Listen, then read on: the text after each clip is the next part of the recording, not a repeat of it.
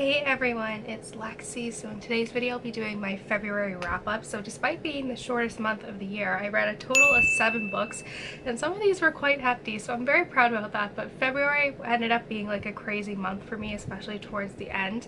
My parents ended up contracting COVID-19, so it was kind of a little crazy. So if you guys watched my most recent vlog where I organize everything, like that Valentine's Day on that Sunday was when my mom started to experience symptoms, and then my dad as well was the following Friday. So for some reason me and my siblings did not contract it. We did a test 5 days after my dad's most contagious period and we're negative, so we would just do another one 5 days after my dad's like 10-day quarantine ends. So they've been quarantining upstairs, so they gave us a bit of a fright, but luckily their symptoms have been very mild. My mom just has like the taste and smell that's like she can't taste and smell anymore. My dad has like a sore throat and body aches, but they're basically over the hill now. Like their quarantine ends, I'm filming this on Thursday, so their quarantine ends on Sunday, so they're like kind of at the halfway point now. But they gave us all a big fright, but luckily I don't know how me and my siblings did not get it, but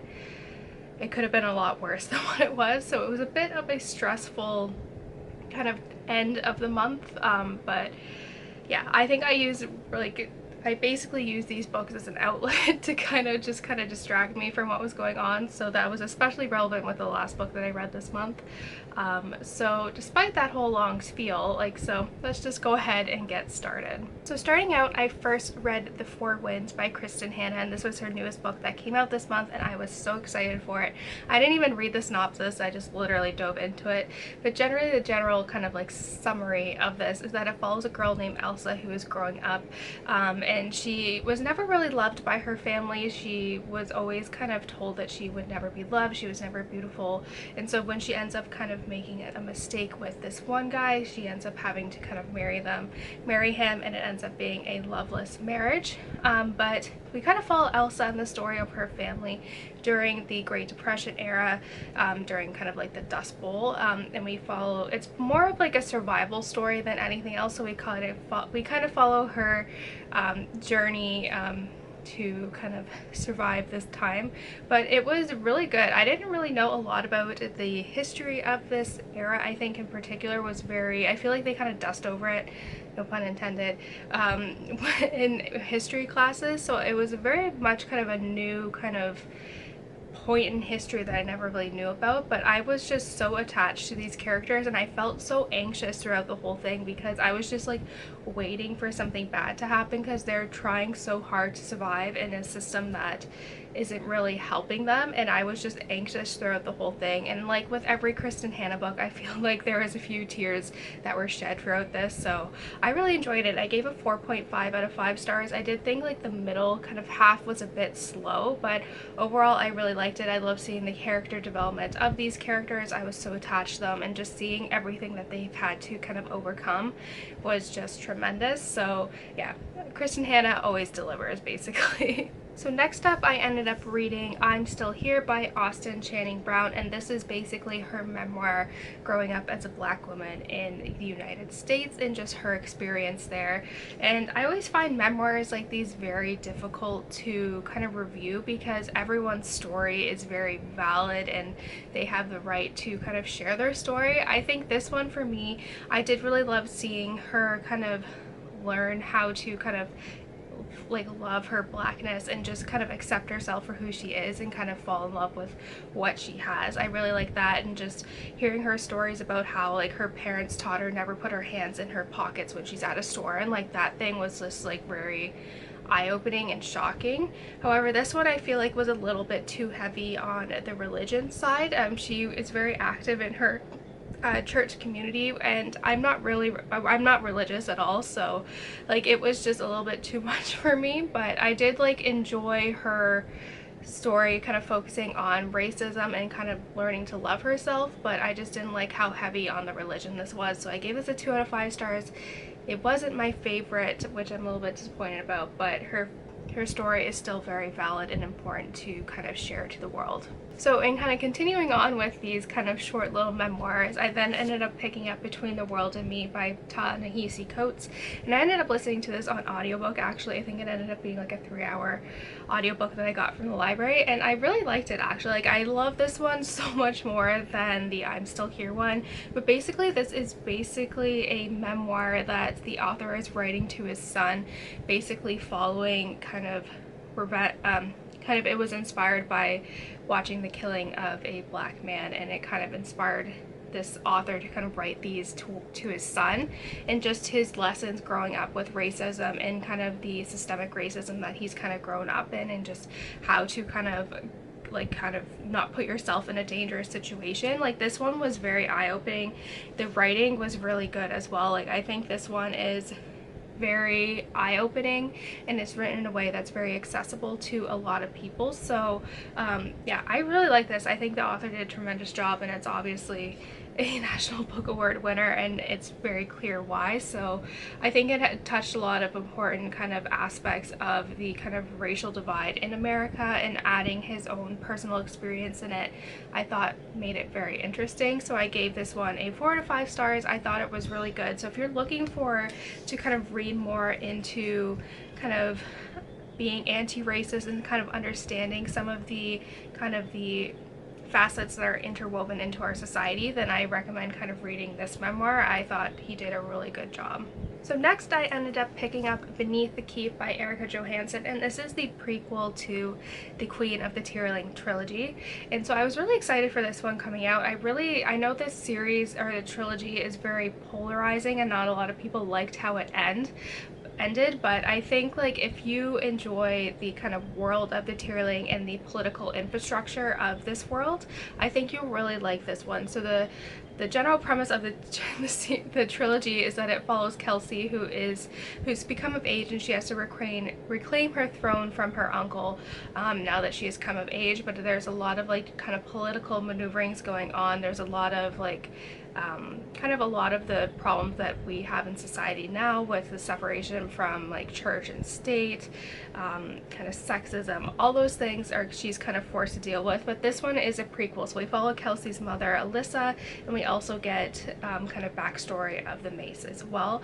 And I really like this one. I think it did a really good job at kind of expanding on this world and just getting a better grasp of the politics and how things played out before Kelsey was born. So you do get a little, I feel like there was a lot of, I reread the trilogy in anticipation for this, and even with that original trilogy, I feel like there are so many unanswered questions as to why Alyssa in particular was a very strong, you know, very focused leader, and she kind of slowly crumbled over the course of her pregnancy, and you don't really know why that is, like why she named Kelsey Kelsey, like why she kind of put her away when she was kind of very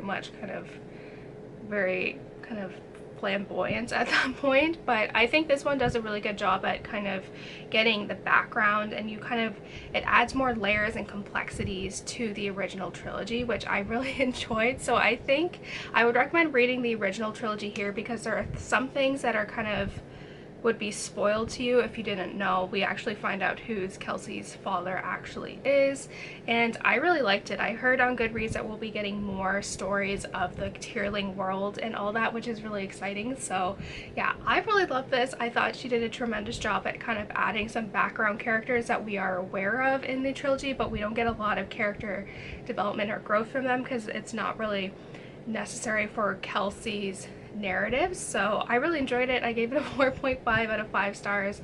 I really loved it.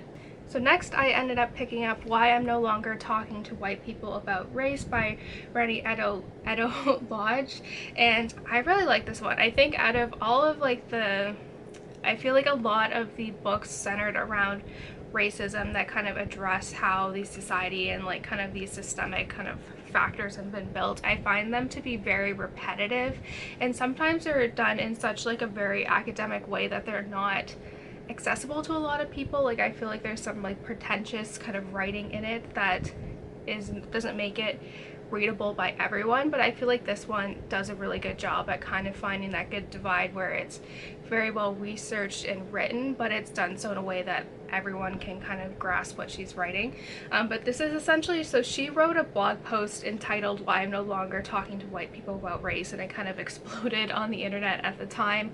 And so she kind of just expands upon it, and so she kind of talks about, like, there's different things. So she talks about the history of racism, the system, what is white privilege, fear of a black planet, the feminist question, race and class, and there is no justice, there is just us. And so each one is kind of like its own little essay detailing how we've essentially gotten to this point, and I really think she did a tremendous job. I think this was my favorite of kind of the anti-racism books that I've read recently, because I think it's really accessible. She's very honest about her experience, and I learned a lot in this. So I think this one is probably, like I said, my favorite of them. I gave it a 4 out of 5 stars. I thought it was really well written.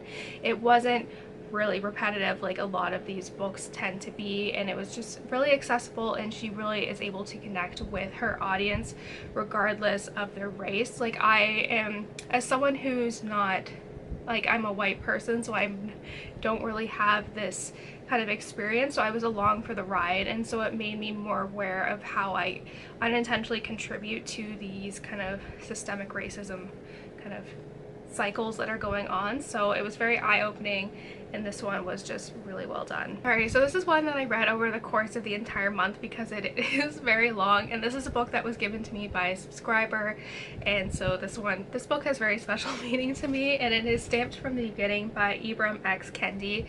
And this essentially is a definitive history of racism and slavery in the United States. So I read, like I said, I spread this out over the course of the month because it is very intense, I would say. So it's basically split into 4 kind of like parts essentially, and it follows different people throughout American history that have contributed to the kind of either slavery or racist ideas in American history. So we kind of follow those different stories and how their contributions have kind of shaped what we know racism to be as like right now.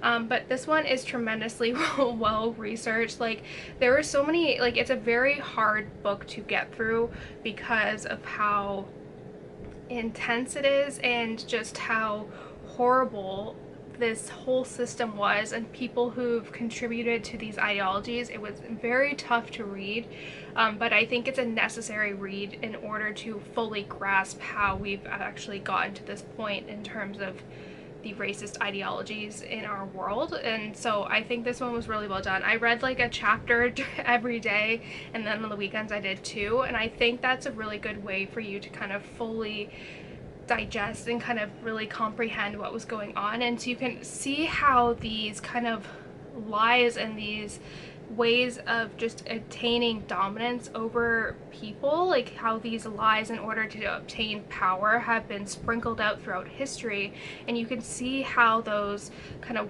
webs that those lies have created have trickled down throughout history. It was very eye-opening, and it's a very difficult book to read, and I think it's one that I think everyone needs to read in their lifetime in order for us to kind of address the current situation that we are in now. I think it is a necessary read.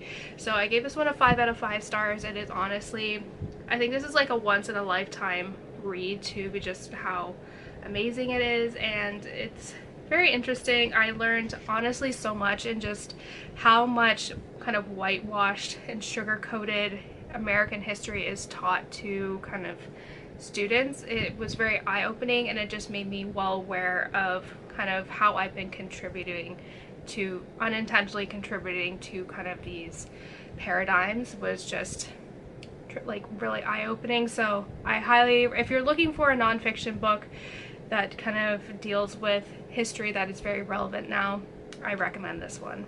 And lastly, this was a much anticipated read for me, and it is A Court of Silver Flames by Sarah J. Maas. I drove to, like, me and my friend are reading this for our book club, so she wanted, I guess, like, the Barnes & Noble edition has its own, like, few, like, snippets at the end, like, bonus content, and the Books A Million one has one too, so I got the Barnes & Noble one, and she got the, what is it called? The Books A Million one. So I drove through a snowstorm to get this, 3 feet of snow. So that's how much I wanted this book, but I was so excited for this one, and I feel like I know there's a lot of flaws in Sarah J Maas's work, and I feel like they're especially relevant now, but like I know it's bad for me, but I'm still highly addicted, and this was the book I was reading when kind of the whole COVID stuff hit the fan with my parents, so it provided me with a distraction that I needed at the time, and I really loved it. Like, I think Nesta is a very complex character, and I feel like the Night Court just really did her dirty. There's a lot of kind of just like, people are just so mean to her in this one, but I was along for the ride. But essentially this is a continuation of the Court of Thorns and Roses like trilogy, so I guess this is the book 4 in it, but it follows Nesta's story kind of post-war, where she's dealing a lot with PTSD, and so she's been kind of self-sabotaging and just being cruel to herself and others, so everyone's kind of had the last straw with her, and so they're like, you know what, you have to, you know, pull yourself together, you're going to start training with Cassie, and it kind of starts off from there. But and it also introduces kind of a new kind of post-war threat that was a lot of fun. But this one was a little bit too smutty for me. Like, I'll kind of show like I was like cringing reading these, and it was just so graphic and intense. Like, I was just like, it was like dialed up to 11 in this one, and I was just like, oh my god. I was like, and like these faces here was like me reading it, so it was a little bit too intense. Like, there's too much smut. I like the plot, but too much smut, but it's basically the how I feel about this. But I loved the character development for Nesta in this one, especially Cassian, and I think like it does a really good job of kind of setting up the first part, or like the second half of this series essentially, and the last like quarter of the book was really a lot of fun. It was super intense, and it was just, I liked it. Like, it was, there's a lot of flaws in this, like I still enjoyed it nevertheless, so I gave it like a 4.5 out of 5 stars, just because like this is like my guilty pleasure read. So yeah, I don't know, take that with a grain of salt, but I literally just kind of knocked it down half, if like from like 5 stars, because it was literally just like way too much smut, that it was just like cringy. So yeah, but other than that, I really enjoyed this one, and I cannot wait for the next one. We probably have to wait a few years for that, but at least this, you know, helped me through the kind of COVID scare of the family, so we know, what can you do? So that's it, guys. I hope you guys enjoyed this video. Let me know in the comments below what some of the books that you read this month were, and all of that fun stuff. So yeah, thank you guys so much for watching. Don't forget to give this video a thumbs up, and I will see you guys next time. Bye, guys.